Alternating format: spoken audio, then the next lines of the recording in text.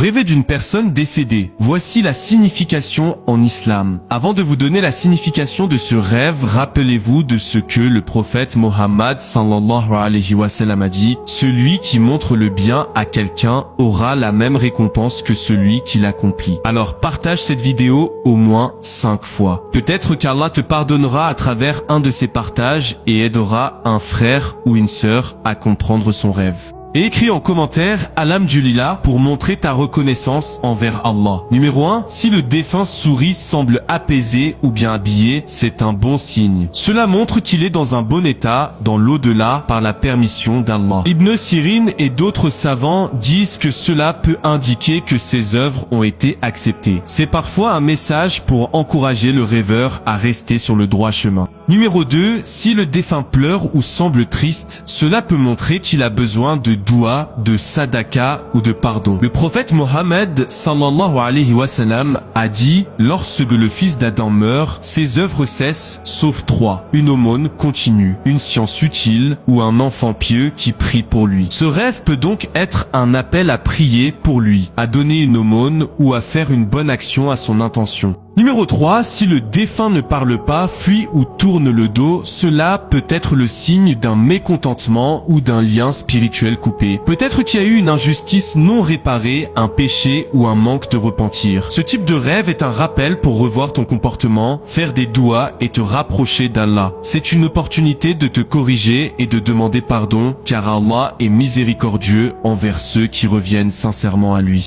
Numéro 4. Si le défunt parle et donne un conseil, écoute bien ce qu'il dit. Certains savants affirment que Allah peut permettre à un mort de transmettre un message dans un rêve, mais cela ne remplace jamais le Coran et la Sunna. Ce message est un rappel personnel, pas une révélation divine. Prends-le comme une inspiration pour améliorer ta vie, revenir à Allah et multiplier les bonnes œuvres. C'est un appel discret, mais souvent puissant à ne pas négliger. Et écris en commentaire Alhamdulillah pour montrer ta reconnaissance envers Allah.